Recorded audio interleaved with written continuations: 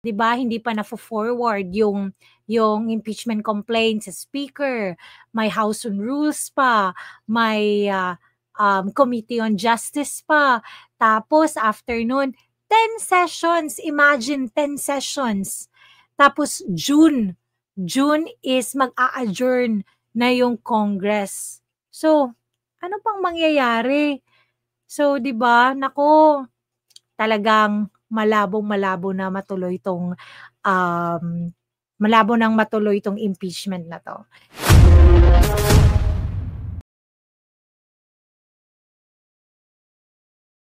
Sabi ng ilang House Representatives na malabo na raw matuloy yung, impeachment siguro daw sa 20th Congress, which means maybe after the election pwede. Pero sa ngayon daw ay malabo talaga. Let's go ahead and see what, Representative Abante says about the impeachment. Paglabas niyan, pupunta yan kay Speaker, pag-aaralan yan, and it will go to the Committee on Rules.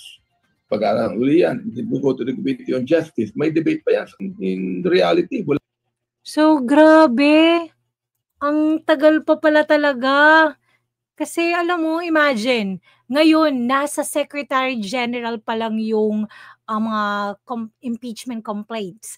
At hindi pa siya na-forward sa speaker kasi they're still waiting daw for the 4th impeachment complaint. At so, hindi natin alam kailan pa ito mafo-forward, di ba, sa speaker.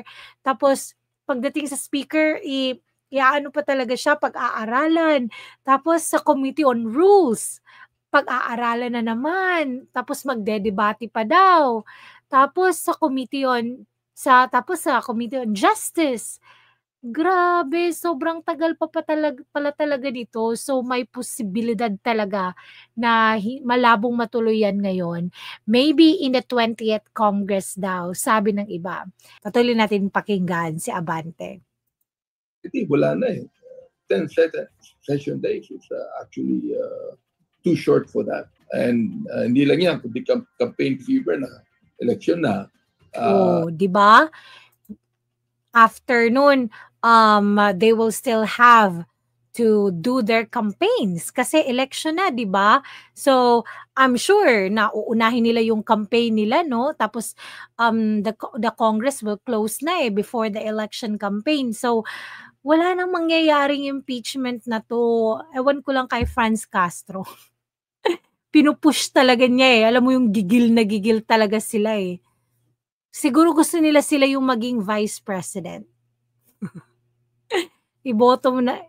Bakit kasi hindi na lang siya tumakbo, no? Paging vice president kasi gigil na gigil siya And then ita-transmit sa Senado yan, no? And actually we are not sure about the Senate. Kung yan talagang papatulan pa nila. 'Di ba? Narinig mo yung sabi ni Abante? Hindi nga niya alam kung papatulan ba daw ng mga senador yung impeachment complaints na yan. Natawa tuloy ako. 'Di ba? Tama talaga kasi if you will ask or if you will hear, alam mo yung pag narinig mo yung mga interviews ng mga senador, wala silang mga comments, wala silang pake sa impeachment na yan Itong si Franz Castro lang talaga, taga tong sila de Lima. Yung gigil na gigil sa na yan, sa impeachment na yan. Says no one has approached him to solicit support for either the existing complaints or a possible 4th petition. According to Secretary General Reginald Velasco, a group of lawmakers plans to file a 4th petition using a so-called fast-track process where 1/3 of all House members would endorse the complaints, allowing it to be immediately forwarded to the Senate. So, according to Secretary General Reginald Velasco, ay meron palang plano yung some members of the House of Representatives na gumawa ng another 4th impeachment complaints na kung saan if a fast track nila yung para hindi na siguro I believe para hindi na siya dumaan sa Secretary sa Speaker, sa House of Rules, sa House of Justice. Parang they will collect 103 signatures from the Congress para ma-fast track yung impeachment, para hindi na talaga siya umabot sa election pa. Grabe. I believe yung mga House of Representatives na yun, kasama na naman dyan si Franz Castro eh. Ewan ko lang. So, parang, di ba, ang labo na. Sobrang malabo na talaga ng impeachment na to. Sila lang talaga yung gusto talaga na nanawagan na i-impeach na si Sara eh. However, Abante says some of his colleagues have reservations about the complaints for the same reasons he cited. Sa akin, I think that some of them are actually quite cold. This impeachment proceeding. In fact, oh, di ba? Narinig mo na. Yung mga kasama ni Abante, si Abante isang representative, isa siyang member sa Kongreso. Siya na nagsabi, oh, cold daw yung mga congressmen sa impeachment na yan. Tapos si Franz Castro, grabe yung ano niya. Alam mo yung lakas ng loob niya na ano raw, na this is the perfect timing raw. Kasi habang ang mga congressmen pa daw is pro-impeachment. Yun yung sabi niya, pro-impeachment daw. Sabi na nga ni Abante, oh, cold daw yung mga kasama niya sa impeachment na yan. Ibig sabihin, wala silang pakialam or hindi nila i-endorse. Hindi nila i-endorse yung impeachment na yan. So, naku, ang ano talaga, alam mo yung hindi mo maintindihan kung saan nanggagaling yung pinaglalaban ni Franz Castro. Hindi pa nga nila na napapatunayan na guilty si Sara Duterte sa mga accusations nila is corrupt na tawag nila. Hindi nga nila alam, hindi kung corrupt pa yung mga Duterte, magpunta kayo ng Davao. Hindi ganyan kaunlad at hindi ganyan kalinis, hindi ganyan ka-peaceful yung Davao kung corrupt pa yung mga Duterte. Naku! Yung ibang nakakausap ko, they were asking me kung kinausap na ako. Nobody came to me and asked for any kind of an endorsement. Sa Quadcom namin, wala pang lumapit sa akin. So, yung ibang wala pa nga daw lumalapit sa kanila na nanghihingi ng endorsement.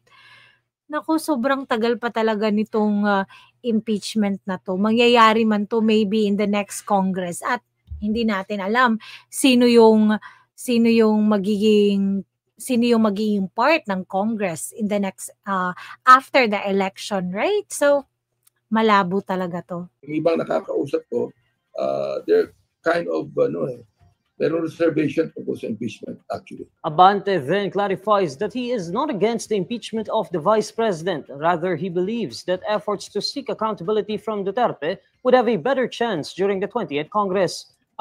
Di ba? Hindi siya against sa impeachment, pero maybe in the next Congress na daw. Kasi dapat naman talaga, hindi naman natin, alam mo yun, kinukondina yung pag-a-ask ng accountability. Tama naman talaga.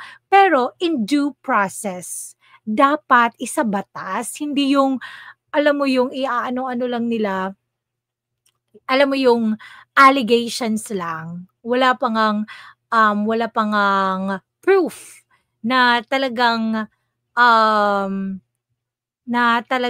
may nilabag na batas si Vice President Sara Duterte. Kaya puro allegations lang, puro mga fake news lang. Wala pa naman talaga Kaya nga, ang dami pa namang nagsasabi na alam mo yung guilty daw si Sara kasi nga hindi nagsasalita. Hindi nila maintindihan. Guys, hindi nga nagsasalita si Sara sa mga allegations, sa mga questions tungkol sa confidential funds kasi they have no right to ask for it. Only the Commission on Audit ang may karapatan na mag-imbestiga sa kanya tungkol doon. Kasi nga 'di ba, sinabi na nga ni Marcoleta during the INC rally na 400 ahensya, 404,000, I forgot. Mahigit 400 daw ahensya sa buong Pilipinas. Bakit daw yung Office of the Vice President lang yung iniimbestigahan sa confidential funds? More than 400 daw na ahensya ng Pilipinas, ng panggoberno natin, ang merong confidential funds. 'Di ba? So, sobrang nakikita or sobrang clear talaga siya na political attack. Kasi bakit hindi mo imbestigahan yung ibang ahensya? Bakit hindi mo imbestigahan para naman, 'di ba, para hindi naman masyadong, alam mo 'yon, hindi naman masyadong nakikita ng mga tao. Hello, gising po kami. Gising na gising po kami. Kaya alam po namin, hindi naman ibig sabihin na ordinaryong tao lang kami, no? Hindi namin maiintindihan yung mga nangyayari. Naiintindihan din namin, kaya wag naman masyadong ipupolitika yung mga nangyayari. Kasi yung iba kasi gusto lang talaga nilang mapatalsik para sila yung maging vice president. Yun talaga yung mga nangyayari dyan. According to the 19th Congress calendar, sessions will adjourn by February 7 to allow lawmakers to prepare for the 2025 midterm elections. After the polls, sessions will resume on June 2 and adjourn by June 13. As of now, 3 impeachment complaints against Duterte have been filed with Velasco. Tingnan mo, February pa pala. February pa yung pagbalik ng Kongreso. February. Tapos sa February, 'di ba, hindi pa na-forward yung impeachment complaint sa Speaker. May House on Rules pa, may Committee on Justice pa. Tapos after nun, 10 sessions. Imagine 10 sessions. Tapos June is mag-a-adjourn na yung Congress. So, ano pang mangyayari? So, 'di ba? Nako, talagang malabo na matuloy itong impeachment na to. Kaya kaway-kaway naman dyan. Comment sa lahat ng pro Duterte. Comment sa lahat ng ayaw sa impeachment dyan. Leave your comments, guys. And don't forget to like and subscribe to my channel. Thank you so much. Have a great day. Bye.